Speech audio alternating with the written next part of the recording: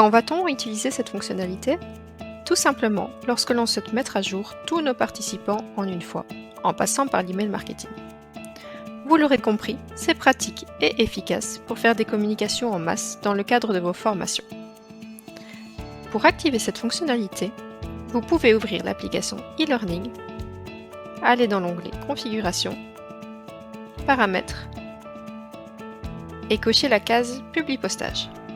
Il faut bien évidemment sauvegarder ce changement en cliquant sur le bouton Enregistrer.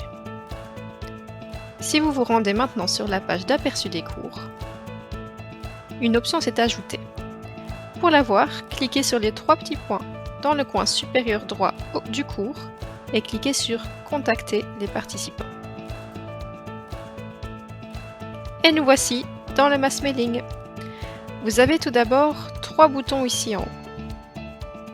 Envoyer pour envoyer l'email, planifier pour le planifier à une date ultérieure et tester pour envoyer un email d'essai aux adresses email de votre choix pour voir le résultat que donnera votre communication.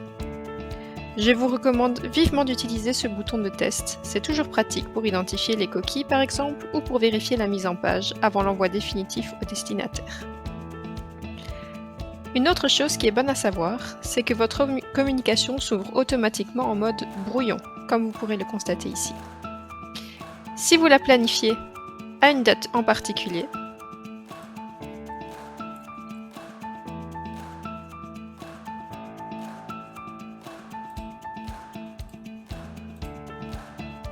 voilà, le statut change, comme vous pouvez le voir ici, et il passe de brouillon à dans la file d'attente. Vous voyez également que l'envoi est prévu pour la date que j'ai indiquée juste à l'instant. Ensuite, il y a aussi le statut en cours d'envoi, qui parle de soi, et le statut envoyé signifie bien entendu que le mail est parti chez les destinataires. Ci-dessous, vous indiquez le sujet de l'email et vous sélectionnez vos destinataires. Vous pouvez déterminer des listes et des règles, et si vous cliquez sur le nombre d'enregistrements juste ici, vous verrez tous les contacts chez qui cette communication partira en fonction des listes et des règles que vous avez déterminées. Vous avez ensuite 3 onglets, corps de l'email, test AB et paramètres. Le premier onglet est le corps de l'email que vous pouvez personnaliser à votre guise en utilisant les drag and drop depuis l'éditeur. Nous allons d'abord sélectionner un modèle qui est proposé par défaut, celui-ci par exemple, et tester les drag and drop depuis l'éditeur que vous voyez juste ici. Par exemple, vous pouvez ajouter ici des colonnes, voilà, qui se sont ajoutées là. Vous pouvez ajouter une image, juste ici. Et vous pouvez modifier les images et le texte comme vous le souhaitez en utilisant bien entendu l'éditeur. Par exemple ceci. Une autre option qui est assez intéressante au niveau de l'éditeur, c'est l'aperçu mobile. Ici, qui vous permet de voir ce que les destinataires verront s'ils consultent votre communication sur un smartphone. L'onglet Test AB est intéressant aussi.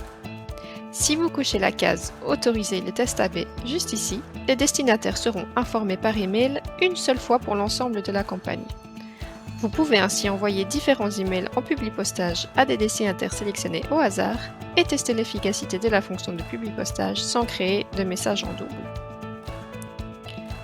Le dernier onglet, Paramètres, vous permet de jouer avec quelques configurations, comme l'aperçu du texte de l'email, l'adresse d'envoi, l'adresse de réponse, les éventuelles pièces jointes et un responsable du suivi de cette communication.